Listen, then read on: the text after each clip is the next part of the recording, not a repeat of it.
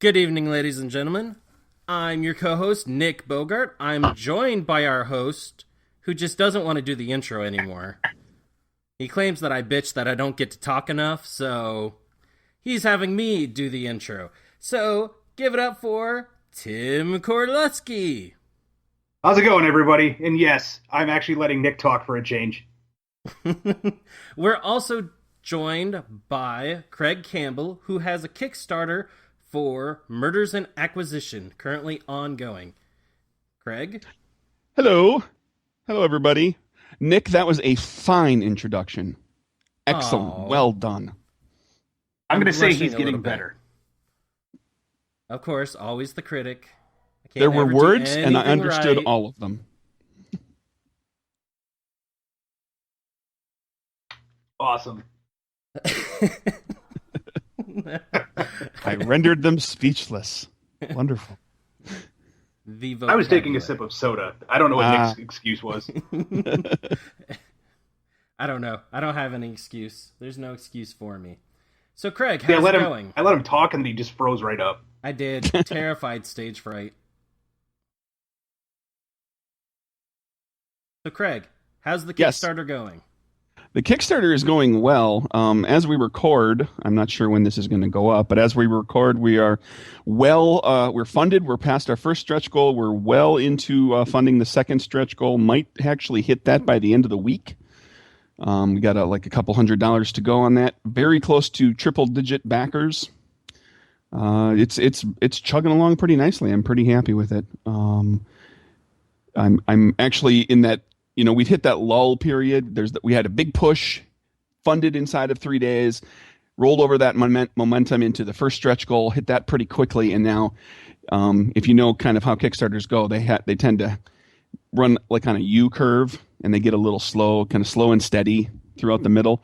So I'm in that mode right now, where I'm just kind of slowly watching the numbers go, slowly. Yep. Like nails on a chalkboard at this point. Oh yeah, it kills me. Oh yeah. It definitely is. We've talked to enough people already. Once they hit this low point, they're just like, "What's going on? Does no one like it anymore? Are people going to stop backing?" Or they have it where people are still backing, but they have almost the same amount unbacking, and they're like, "Oh, what's going on?"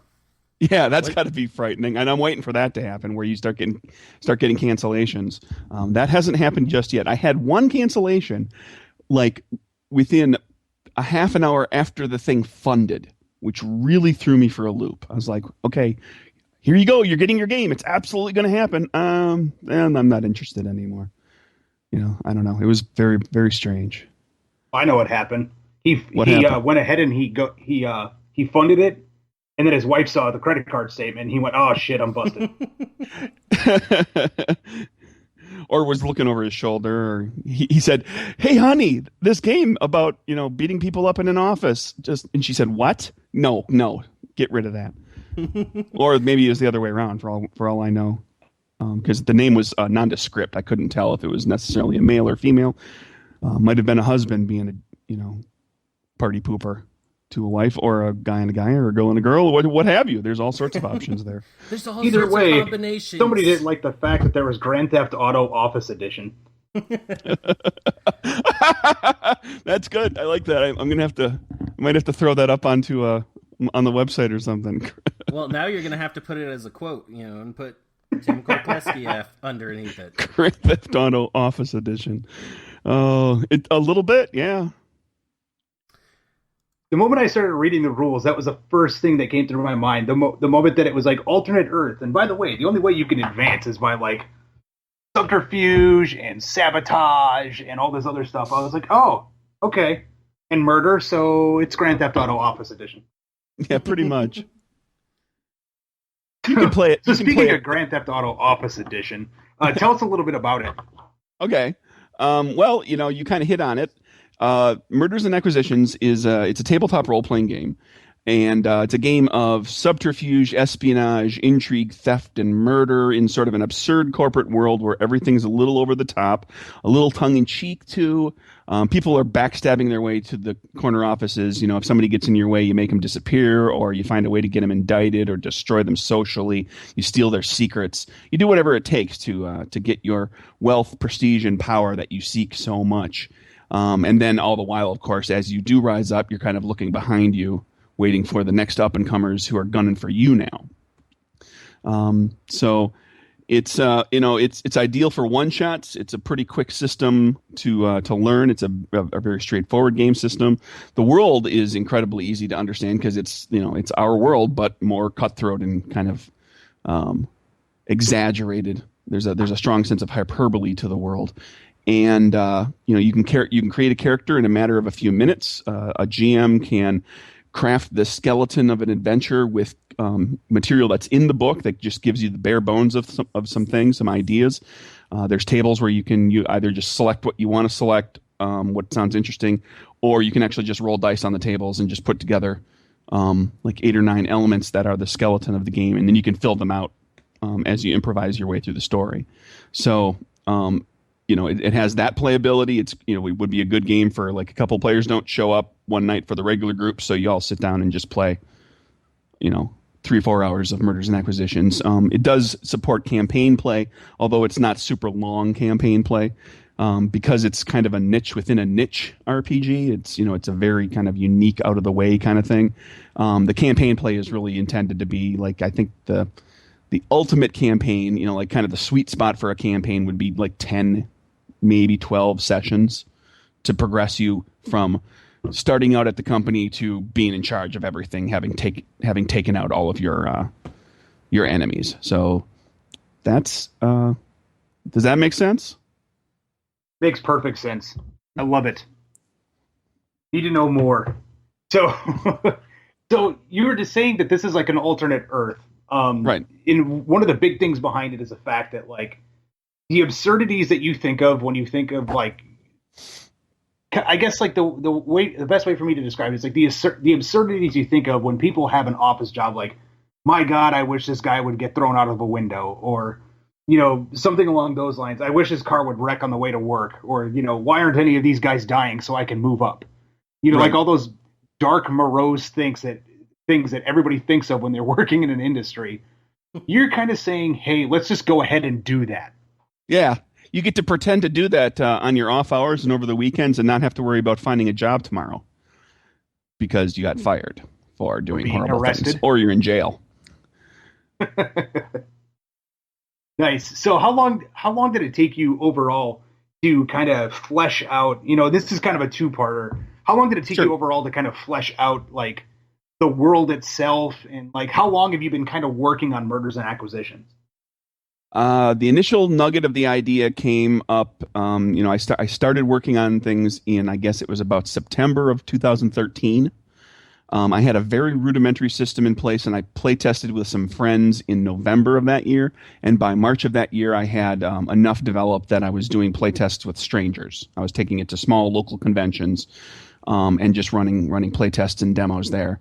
Then, from that point, it went forward probably from that March until about this past March or so, so about 2 years of ongoing playtest and development. I'd say the game system was more or less locked down, with the exception of little tweaks here and there, after about a year and a half. And then the last year of it was expanding a series of add-on optional rules that bring some other elements into the game, like I've described what the core of the game is, but there's optional stuff that you can pile in there as well. So I put all of those through their paces as well. And at that point, I was actually sending materials out to play test with groups where I wasn't involved with the play test, where I gave an adventure and the game materials to a GM, and he had to interpret everything and make sure that I was it became the test of, does this read like a game book? Can he understand all the rules? Does he have a lot of questions about just how to run the game? And so I had to fill in the gaps on that and start to turn it from like an outline that I was using into an actual teaching game document that will tell the person how to play the game from top to bottom. So 2.5 years. As of about March this year, it was kind of at that point, it was, just fine tuning. It went to editing, and that sort of thing. And then, of course, by about March, I was really ramping up toward getting the Kickstarter started. So it became less about the game itself and more about getting the Kickstarter up and running and getting ready for production. Gotcha. So when you're launching this, honestly, I haven't had a chance to check out your Kickstarter page. Are you launching this in paperback or hardcover? Well, the backer levels of this will describe it for you. There's a $1 backer level. That's one of those typical things people throw in. You can back for $1 just so you get the updates, and you can see how things go. And then if you want to back it later, you can. There's a $15 pledge level that gets you the PDF of the book of the full game. It's a whole self-contained game in one book. And then there's a series of support materials that'll all be free PDFs as well. There'll be adventures, and there's like an employee rules one sheet that basically summarizes the most basic rules. So you have a handy sheet available. There's a supervisor. Well, the GM is called the supervisor in a game about an office. It's called the supervisor. There's a supervisor screen, a 2-page thing that it's not a physical like cardboard screen, but it's pages that you can either print on cardstock or you can put into like those generic GM screens that you can get that just have the clear plastic sleeves that you can slide in. And there'll be a handful of other things. That's $15, gets you everything, basically. There's no higher backer level to get special material, additional material. And then $20 gets you all of that, and then you'll get a code to take to drivethrurpg.com to order yourself a softcover or a hardcover book at base printing and shipping costs. And for example, for backers in the U.S., printing, they'll be printing in the U.S. and shipping to someone in the U.S. That is going to run you about $10 total for the soft cover and about $15 total for the hardcover. So even for a hardcover, it's going to be about $35 total for the grand poobah, the whole schmear. Wow, that's actually not bad for a hardcover book. It's an amazingly good deal for a hardcover book. The great thing about it is that, printing the thing really doesn't cost much more, just page-wise. It's, those 2 pieces of chipboard or cardboard or whatever that are in there, those cost $5, apparently. Now, these prices, of course, are the Kickstarter prices. When the game is done and ready and it will be available at DriveThruRPG long-term, the prices may be a little higher, and some of that PDF support material might actually cost $1 or $2.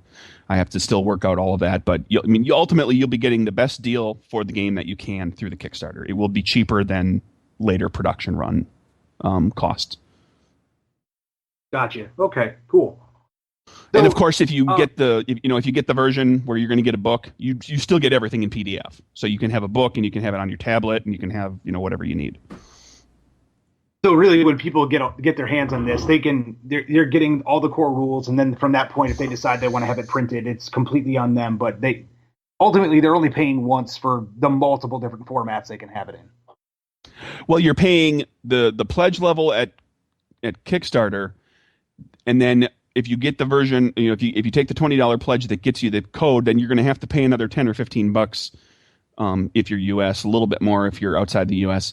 at DriveThruRPG to get the physical copy. So yes, you have to pay at 2 different places at 2 different times, but that is ultimately cheaper than what it would be if I were to just have everything shipped to me and then I have to spend all the time packing and shipping and sending everything out to you.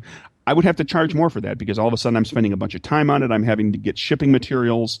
I'm having to figure out how I'm going to take care of postage. International becomes a nightmare, all that kind of stuff. So ultimately, you're getting the best deal you can. You just have to pay at 2 different times. Okay, that's understandable. I actually like that format. It makes it a little bit easier for people to get involved in it. And honestly, like you as a game designer, it takes a lot of the work off of you, which is huge. Yeah, and if you're on a really tight budget, because you run into people that they're waiting to, like $15-20 is a lot of money. And so you can back the Kickstarter now. You'll get charged at the end of the Kickstarter for the $15-20 or the $20, let's say, if you want the book. And then in a few months down the road, then you've got to pay a few more bucks later. You don't have to pay the whole big cost right now. Right. That makes total sense. I dig that. So You talked a little bit about the Kickstarter. Obviously, we don't want to go into much more detail than that. People can always go into Kickstarter.com and look all that up. We don't have to, do all that work for them. However, tell us a little bit about the game system itself. Like, how does the game play? What kind of dice do you need? How long are your average sessions? Things of that nature. Okay. Well, the game system is entirely of my own design. Although when you hear it, you're going to recognize similarities to some other systems. But I think that's outside of something that's unbelievably original, that's kind of the case pretty much any time. Everybody borrows from everybody else. There's a lot of great ideas out there that people meld together. So it's basically a 2-die system. In the game, you've got 12 skills. They cover pretty much everything you're going to do in the game. They're very broad umbrellas of skills. And each of them is ranked with a D4 to a D12. Higher is better. So when you make a skill check, you roll the die, your skill die, and you add to it a D6, which is called the synergy die. Add those two rolls together, get a total, and you compare that to a target number that breaks down. Like the base target number for a moderate task is 7, and it goes up and down from there. Now everything is contained in one die roll. Everything that you do for a particular skill check. So if you succeed at the task on the skill check and you roll a 6 on the synergy die, you get a boon and something better happens for you. You deal more damage, or you hack the computer faster, or whatever. If you fail on the skill check and you roll a 1 on the synergy die, it's a botch, and the GM gets to describe something terrible that happens to your character. There are mechanics in the game for bumping your dice up and down a little bit based on circumstances, and there are ways to gain an additional die. You still end up only taking 2 dice, but you get more to roll, and you take the better ones. The game forgoes +2 this and -5 that. It's all about just 2 dice, add them together, check a target number. Minimal math, quick in the head. There's no damage roll, there's no soak roll, there's no saving throw. There's it's all compacted into one die check. Gotcha. Okay, so it's a very simple system, and people should be up and playing it within 5 to 10 minutes. Yeah, I've run this game for people at conventions who have never played our role-playing games in their life, and they grasped the world almost immediately, and they grasped the dice system almost immediately. 10 minutes into the game, they were on board. They knew everything they needed to know. Nice. I can get behind that. So walk us through a bit about the characters themselves. How do you go about creating characters? Are there character classes? Is it kind of free-formed? Obviously you're dealing with a game that's not your typical fighter, mage, rogue running around. So you've got different things going on. Right. Well, the character creation chapter takes you through basically. It's set up very step by step. You come up with a concept. You're never going to write the concept down on your sheet, although I guess technically you might. But there's not really a spot for it. But you come up with a concept. You want to play like a smooth talker or a tough who just enforces, a leader type, a techie, a cleaner who covers up all of the horrible crimes. Then you can also play a jack of all trades. It's not, and those aren't classes. Those are just ideas. You can play essentially quote unquote multi-class. You can mix and match skill sets, and you can do, have a number of skill sets that you're good at. Everything it's a point buy system. So you start with 20 character points, and you spread those out amongst dice and bumping your wellness and wits up, which are your physical and mental toughness. Then you've got a couple other things that work into the system, and then as you play the game, you'll gain rewards as you complete stories, and you'll gain additional character points, and you'll improve your character however you wish by spending points to increase skills or gain another area of expertise or whatever. So it's not a level based system. It's very much point buy. Okay, cool. So in the character creation, I take it is very free form. There's not a lot of this is the class that you stick to. You just buy the skills based on the character you want, and then you're just kind of hey, this is my character, Chet.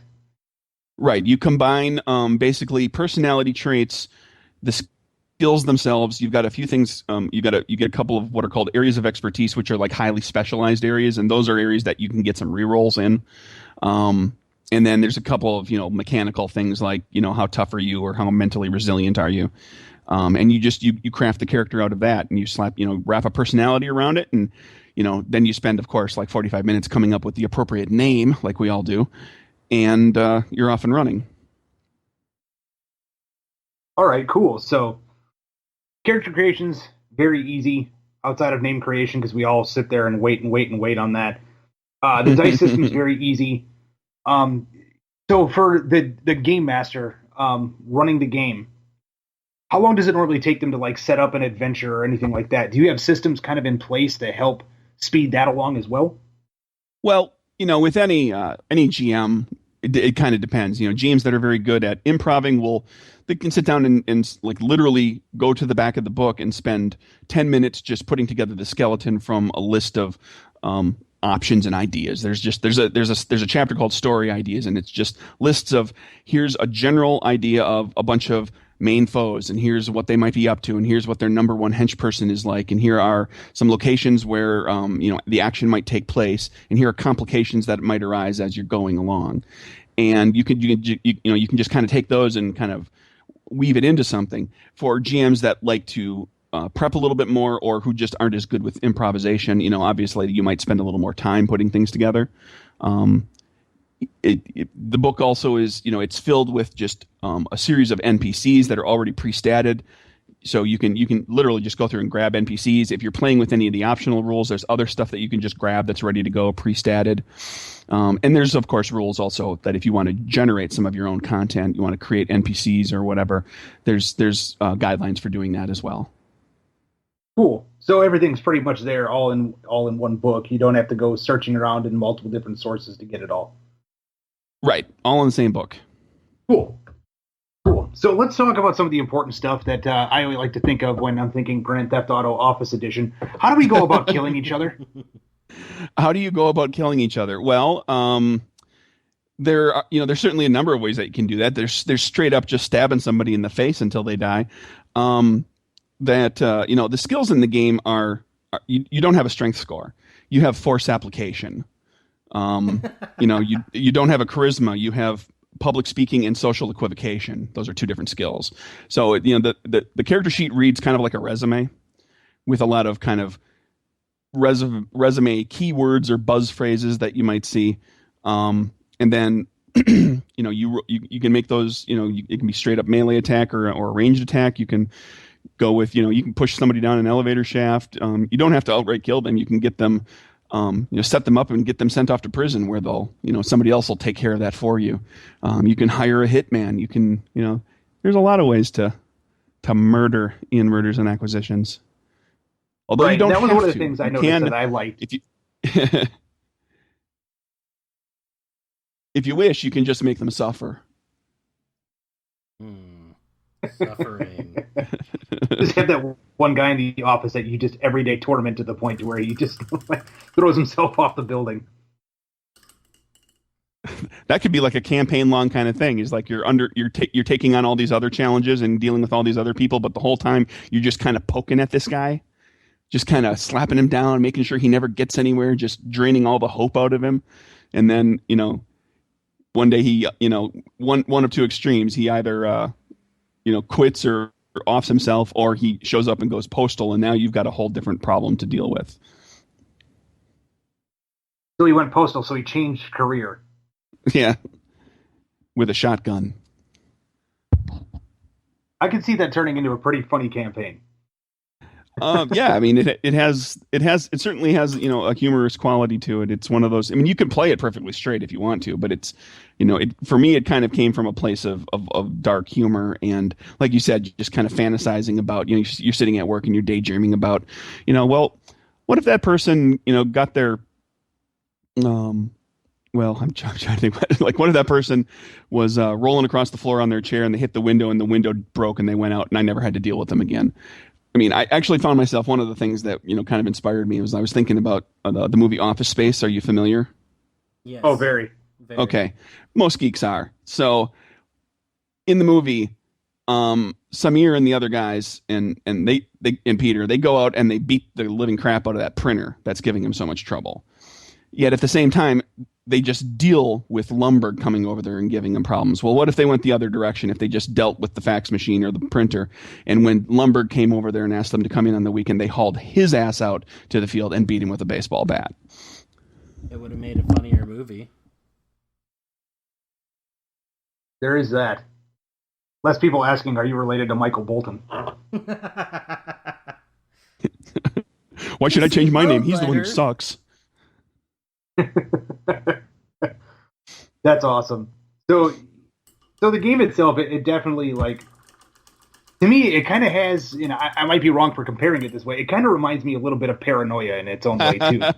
Paranoia was very, like, tongue in cheek, like the fact that you had to make clones of your character because of the fact that, like, they were gonna die. Like, exactly, you were gonna do something that would screw up so bad that you were dead. Whenever I played Paranoia, it was always a race to see who could go through their clones the fastest. Yeah, that's normally what ended up with our group as well. Even though GM wanted to make it like a big, serious, drawn-out campaign, I'm like, oh, no. We're all going to die session 1. There is an homage to Paranoia in the game. In the write-ups, beyond just the general information about the world, there's a series of companies. There's 4 companies in the core game, and each 4 of the stretch goal sections each has a company in them as well. And in the core game, there's a company called Super Mega Happy Corp, which is very much Paranoia inspired, where they use drugs and hypnosis and subliminal suggestion to keep their employees as happy as possible. Because a happy employee is a productive employee. Or at least a non-threatening employee. Right. Of course, if you're playing a character there, you're probably playing somebody who's bucking the system, in which case you are now immediately in their crosshairs because you're not taking your happy pills. Yeah, there was always that problem. Awesome. So, how many different options do you have coming out with the Kickstarter? Like, you spent a little bit of time talking about the expansions.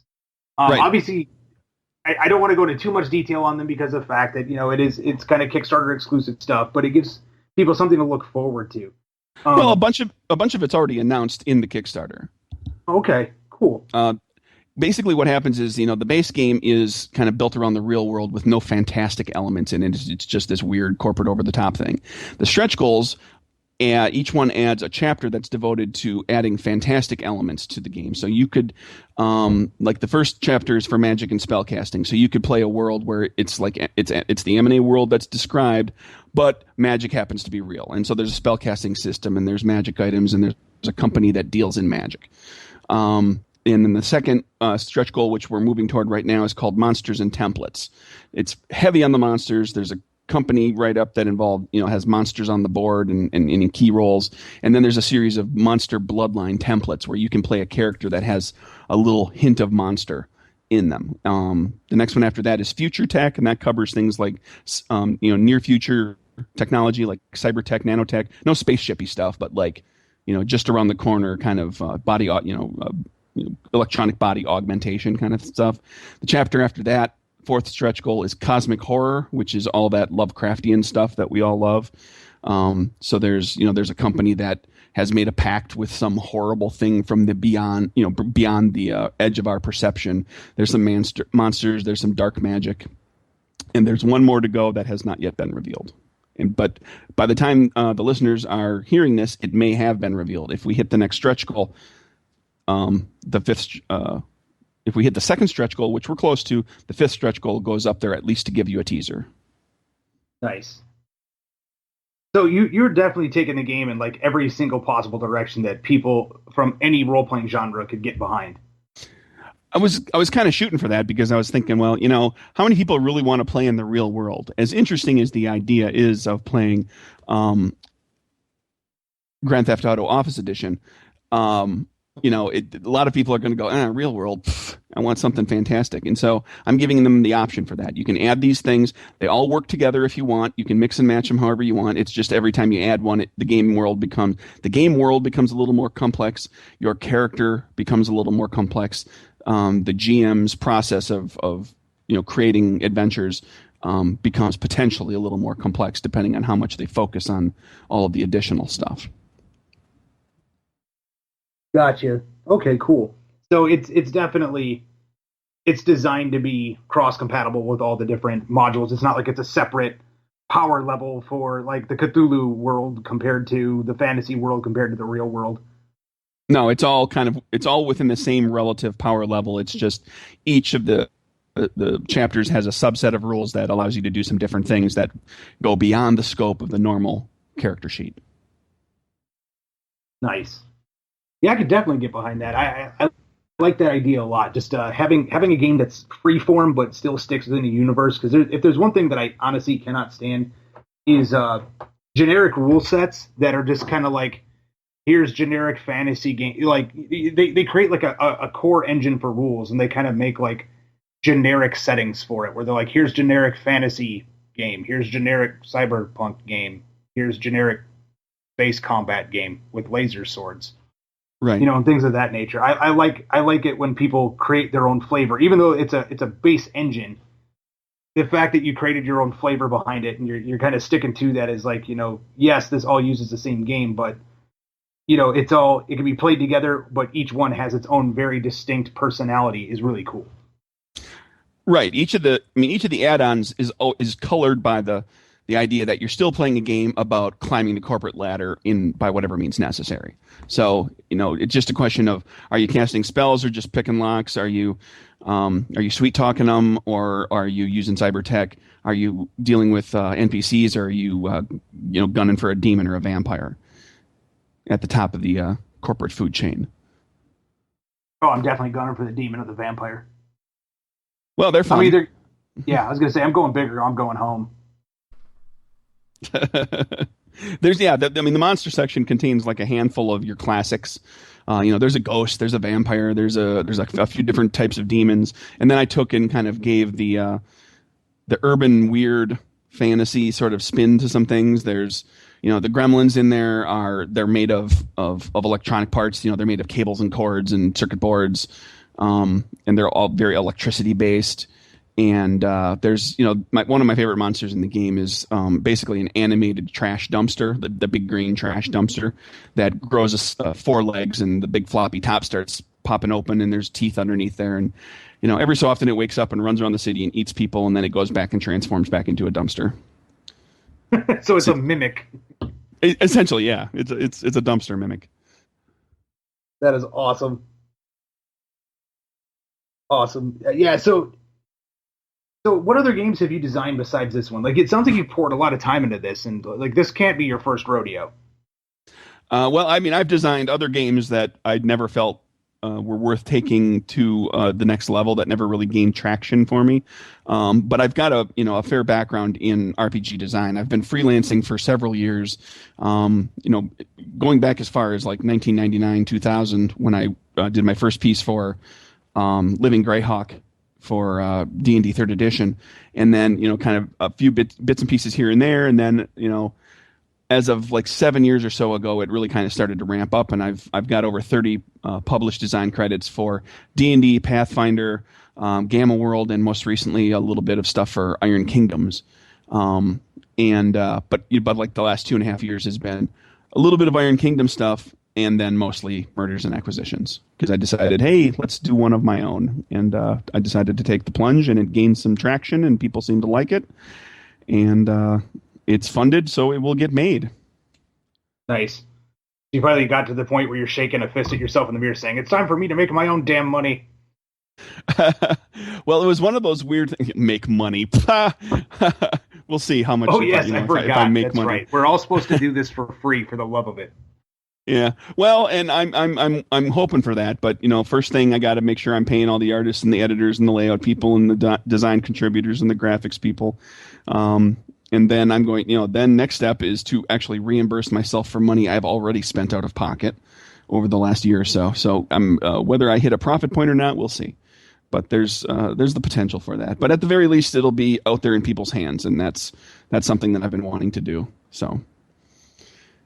Nice. And it gains me an audience, and it gains me people who might want to play test the next game, and maybe the next game gets even bigger, and maybe the next game rocks even more than this one. We'll see what happens. So, are you a full-time professional RPG designer? No, I am not. I am an architect by trade. This has all been happening in my free time. Gotcha. Okay. So, you still have a day job on top of like living the dream, as we quote it. Yeah. Nice. So, how many? So you work for Iron Kingdoms. You've worked on Greyhawk. So for the entrepreneurial type, or the people that want to get into game design, I'm gonna kind of start touching on a couple of things dealing with that.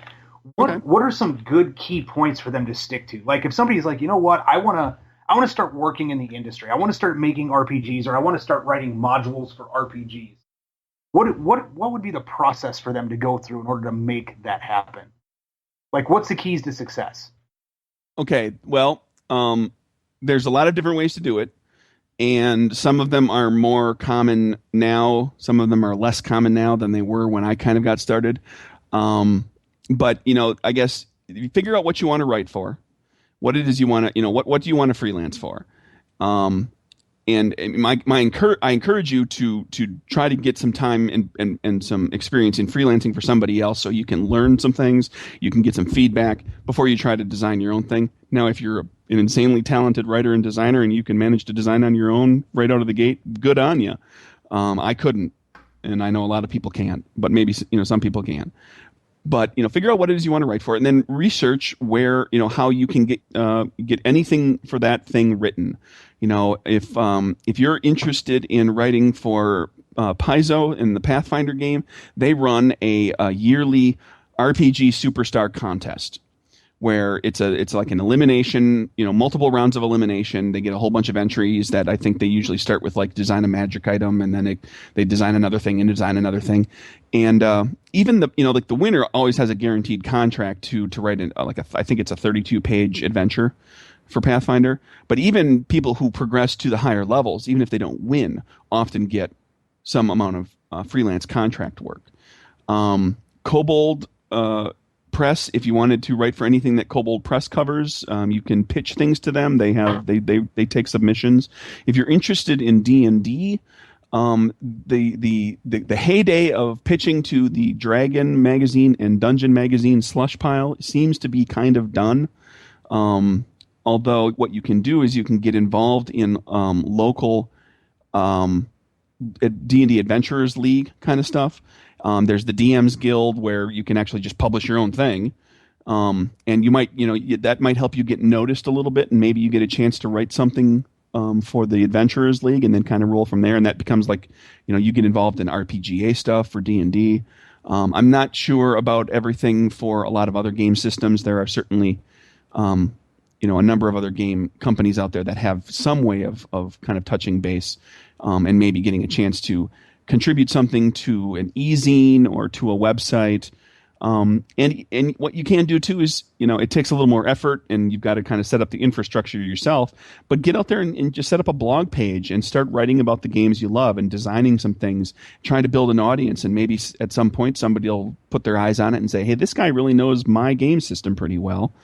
Maybe I should reach out to him and see if he wants to contribute to, a supplement, or to something for the online magazine, or whatever they might have as an outlet. There's a lot of ways to approach it, and it's just a question of pinpointing what it is you want to try to do and going after it, and just researching everything you can about it. And the more things you are interested in doing, the easier it will be for you to find work, or at least to start to get some exposure and maybe get noticed. If you only have one game system that you're interested in, you have very limited avenues. So, being familiar with a variety of systems certainly helps. That's my rundown, real quick rundown. It's, a writer writes.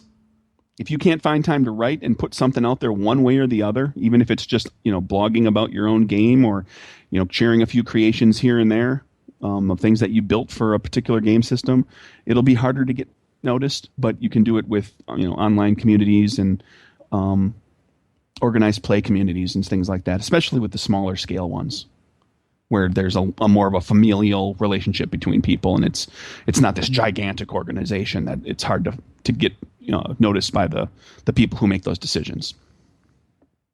Right. So definitely, if you want more of a, I don't want to say a sure shot, but start small.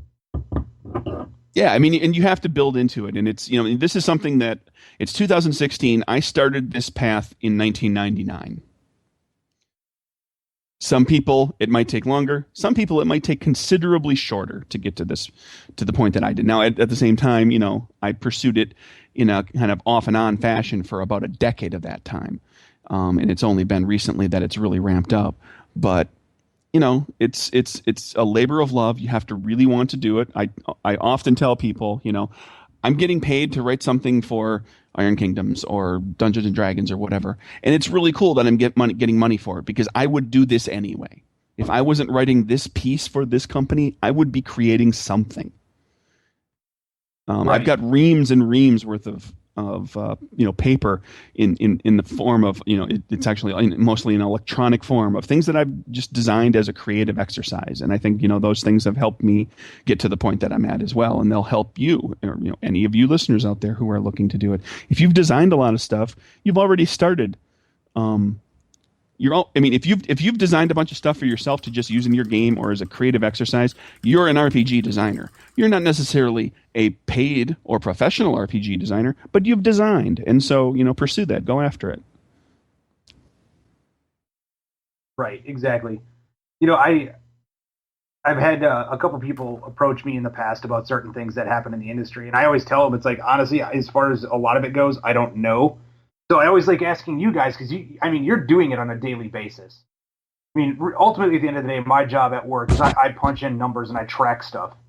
So, as far as the creative side of things, I don't really have any words to give people on it other than, work hard, something will come out of it, which, read that on Facebook with any meme that somebody puts out there trying to make you feel better for eating a donut in the morning. So, past that, I really don't have much. Yeah, it's just a question of, it's not this simple, but it's the first step. Get off your ass and start doing it. There we go. That's going to be the quote for this episode. Get off your ass and start doing it. Murdering people in the office.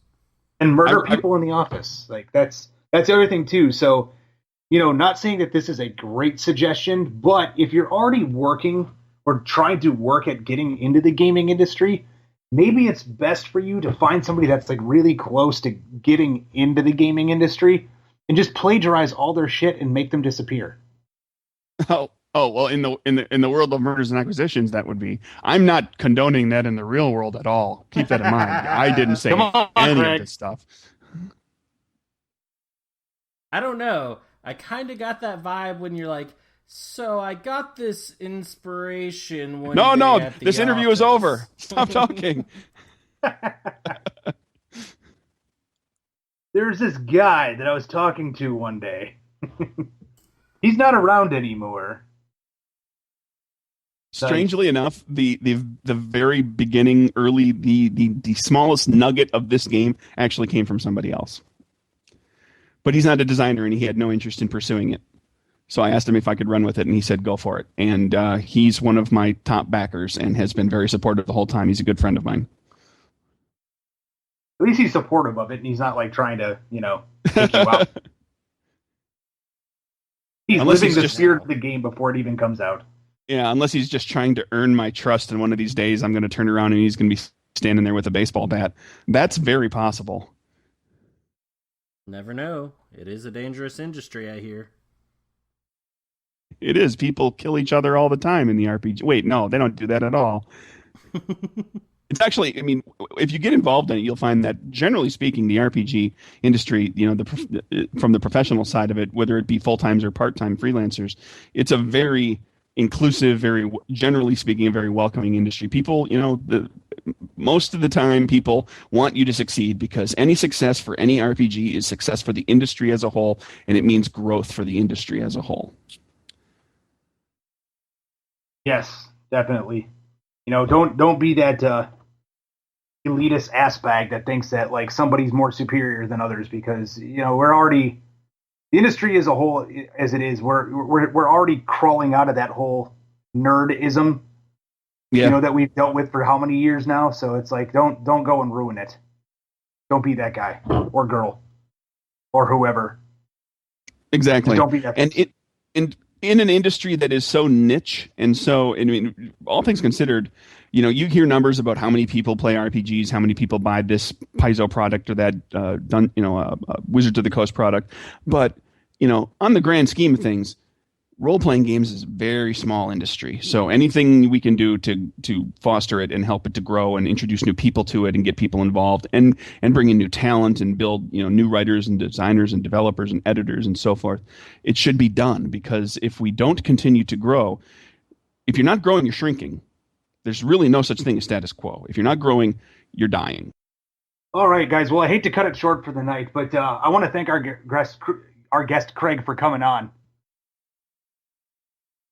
Well, thank you. Thank you for having me. I appreciate it. Yeah, no problem. We definitely have to do this again. Hopefully when things work a little more smoothly. Behind the scenes, everybody, there were audio issues. The magic of the internet. Internet went out. I swear, we're talking about a game about murders and acquisitions, setting people up for things, and we have some of our biggest problems to date. Fantastic. I don't know what to tell you, guys. I gotta head out for the night. All right, so just a few little things. We'll be linking the link to the Kickstarter and Craig's page and all that good stuff in the show notes. Also, we do now have an Instagram. I know I said we were going to start it. I've been trying to slowly put little pictures up. We're at Skirmish Supremacy on Instagram. As always, we also have the Street Team group that you can join. That's on Facebook. Just search Skirmish Supremacy Street Team.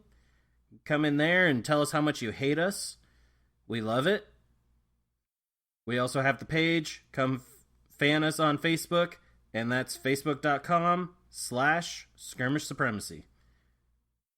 Anything else? There's one more, isn't there? There's Twitter. At Skirmish Supreme. Because Skirmish Supremacy is too big for Twitter. Boom. Thanks for listening to another episode of Skirmish Supremacy. To see more of the antics that Nick and I do, you can check us out on Facebook at Skirmish Supremacy. We also have Twitter, which we can be reached at Skirmish Supreme, because apparently Skirmish Supremacy does not fit in Twitter. And if you want to email us directly, you can reach us at tim@skirmishsupremacy.com or nick@skirmishsupremacy.com. Thanks for listening.